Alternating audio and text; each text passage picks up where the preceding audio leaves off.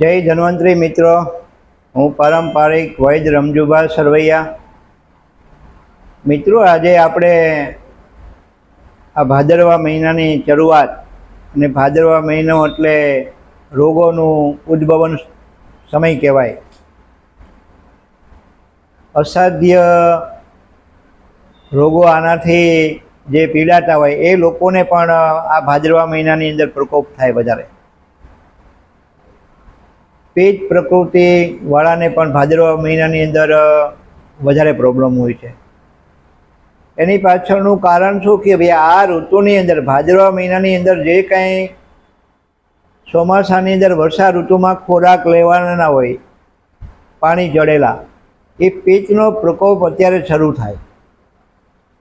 તો આપણા ઋષિમુનિઓ મિત્રો શાસ્ત્રોમાં લખી ગયા છે કે ભાદરવા મહિનાની અંદર એસિડિક ખોરાક કોઈ પણ લેવાય નહીં. આખો મહિનો ભાદરવા મહિનામાં ખાટા અને તીખા તળેલા ખોરાક ન લેવા જોઈએ. હવે મિત્રો, ન લેવાની પાછળનું કારણ શું કે શરીરમાં એક તો એસિડ વધી ગયેલો હોય, પેટનો પ્રકોપ થવાથી એસિડ વધી ગયું હોય. અત્યારે તાવ, ઝાડા, ઉલટી, કોલેરા આ બધા રોગોની શરૂઆત હોય, અને એમાં આપણે જો ખોરાકમાં ફેરફાર ન કરીએ તો એક બાજુથી આપણે ખોરાક દ્વારા રોગોને જન્મ આપીએ અને બીજી બાજુ આપણે મટાડવા માટે હોસ્પિટલમાં જઈએ તો કોઈ દિવસ આપણને પરિણામ મળે નહીં. કારણ કે આપણે ખોરાક દ્વારા રોગને પ્રોત્સાહન આપી રહ્યા છીએ અને એક બાજુ આપણે મટાડવા માટે ઔષધ લેવા જઈએ છીએ. તો એના માટે મિત્રો આપણે ભાદરવા મહિનાની અંદર દહીં, છાશ, અથાણા, તળેલું, તીખું, તેલ, એસિડિક ખોરાક છે એના ઉપર આપણે પ્રતિબંધ મૂકી દેવો જોઈએ આજથી જ મિત્રો. કે આખો મહિનો આપણે દહીં, છાશ, અથાણા, તેલ, તળેલું, આથાવાળું આપણે સાવ બંધ કરી દેવાનું છે. આ મહિનો નથી ખાવાનો. તો મિત્રો, ઘણા ખરા રોગો સંયમ નિયમથી મટી જાય. અને જે આ રોગચાળો ફેલાતો હોય અને જે ઘરની અંદર આ નિયમોનું પાલન કરતા હોય એના ઘરની અંદર રોગો આવી શકે નહીં. એટલે મહાપુરુષો શાસ્ત્રોની અંદર કહી ગયા છે કે અન્ન સમાન કોઈ ઔષધિ નથી, દારિદ્રતા જેવું કોઈ દુઃખ નથી. 12 મહિનાની 6 ઋતુની અંદર તમામ ઋતુ અનુસાર જો આપણે ખાનપાન અપનાવીએ તો 100 વર્ષ માણસ જીવે ત્યાં સુધી કોઈ દિવસ એને બીમારી આવતી નથી. એને આપણા શાસ્ત્રોમાં કીધું છે ઋતુચર્યા, કે કઈ કઈ ઋતુમાં કેવા શાકભાજી, કેવા કઠોળ, કયા અનાજ આપણે લેવા જોઈએ એની સમજ આપણા ઋષિમુનિઓ આપણા શાસ્ત્રોમાં કહી ગયા છે. પણ આપણે કોઈ દિવસ એમાં ડોકિયું કરતા નથી. આપણે ગૂગલમાં પૂછી અને લોકોને વોટ્સએપ દ્વારા નકરું જાણી અને આપણે અનુકૂરણ કર્યા કરીએ છીએ, જેને કહેવાય અધૂરું જ્ઞાન.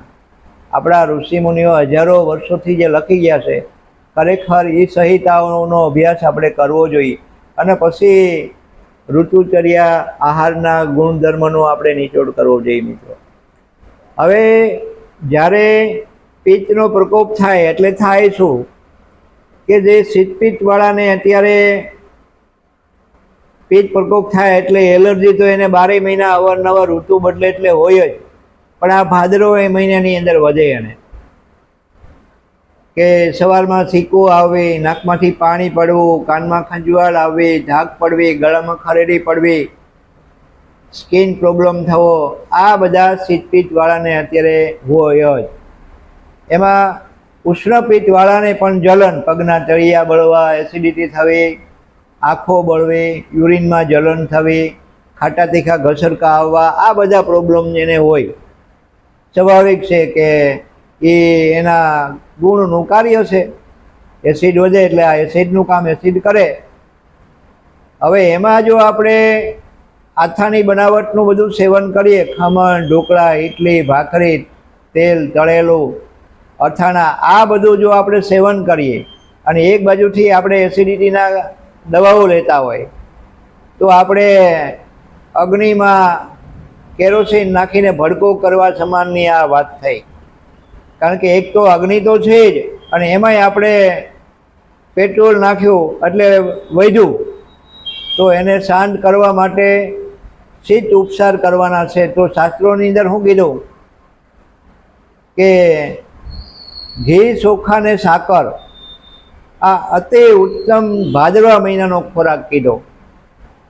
ઘી, સાકર અને ચોખા આનો શીતવીર્યનો ગુણ છે અને અગ્નિને શાંત પાડવાનું કામ કરે છે. એટલે આપણા ધર્મોની અંદર હજારો વર્ષોથી આપણી સંહિતાઓમાં, શાસ્ત્રોમાં આપણા ઋષિમુનિઓ આ શ્રાદ્ધનું નિર્માણ કરી ગયા કે આ 16 શ્રાદ્ધ આ મહિનામાં શું કામ? તો કે ભાઈ આ મહિનાની અંદર પિત્તનો પ્રકોપ થયેલો હોય છે અને આ પશુ સમાન માનવીઓ જે છે એ કોઈનું માનશે નહીં. એટલે આ લોકોને ધર્મની આરે જોડી અને જેવી એમની વિચારધારા છે ન્યાય એને લગાડો કે આ આપણા પૂર્વજોનો શ્રાદ્ધ છે એટલે આપણે સાંબાની ખીર બનાવવાની છે અને ચોખાની ખીર બનાવવાની છે. આ સિવાય આપણે કાંઈ લેવાનું નથી. અને એમાં ગાયનું ઘી અને સાકર અને સાંબો અથવા ચોખા આ જ આહાર આજે 15 દિવસ આપણા ઋષિ મુનિઓના કહેવાથી બધા આપણે લઈએ છીએ. હવે આજે એકના ઘરે શ્રાદ્ધ હોય તો રિવાજ કેવો કે 5-25 જણા પાડોશને બધાને જમવાનું કહેવાનું કે આજ મારે ઘરે મારા દાદાનું શ્રાદ્ધ છે એટલે તમારે જમવાનું છે ત્યાં. એટલે એ બધા તેથી ત્યાં ખીર ખાવાના. એમ આડોશ પાડોશમાં એક દિવસે બધાને આમંત્રણ હોય એટલે લોકો 15 થી 16 દિવસ આ ચોખા, સાકર અને ઘીનું જ વધારે સેવન કરે. ફરજ પડી જાય એકબીજાને ત્યાં જવાની. એટલે કોઈ પણ દવા લીધા વગર આપણા શરીરમાંથી પિત્તનું શમન થઈ જાય અને પિત્ત સંબંધી જે કાંઈ આપણને પ્રોબ્લેમ થવાના હતા એ નાબૂદ થઈ જાય. તો આપણું શરીર એકદમ તંદુરસ્ત થઈ ગયું, પિત્તનું શમન થઈ ગયું અને એક બાજુથી આપણે રોગોમાંથી બચી ગયા. આ માટે આપણા ઋષિ મુનિઓએ આ સમયની અંદર શ્રાદ્ધનું નિર્માણ કર્યું છે. તો આપણે દરેકને આનું વિચારવું જોઈએ. તો અત્યારે આપણે શ્રાદ્ધ અને તહેવાર આપણે જે જમવાનું આમંત્રણ આપીએ પણ એમાં આપણે કરીએ છીએ શું ભૂલો કે આપણે શુકરની આપણે ખીર બનાવી કે થાળીમાં આપણે 2 ચમચી ખીર પહેલાં ખવડાવી દઈ અને પછી પૂરી ને લીલા મરચાં ને ભજીયા ને પરોઠા ને આવા બધા આપણે આહારો બધા તૈયાર કરી ખમણ ને લોકોને આપણે જમાડીએ છીએ. અને ખીર આપણે કેટલી આપીએ છીએ? 2 ચમચી ચુક્કરની. આજે શ્રાદ્ધ હતું ને એટલે શ્રાદ્ધ નાખવા માટે ખીર બનાવી હતી તો એની પ્રસાદી બધાને આપીએ છીએ. બાકી જમવામાં તો જે વિરુદ્ધ નથી ખાવાનું એ જ બધાને આપણે ખવડાવીએ છીએ. તો મિત્રો મહેરબાની કરી અને આ શ્રાદ્ધની અંદર ખીર સિવાય કોઈ વસ્તુ આપણે ખવડાવવી ન જોઈએ.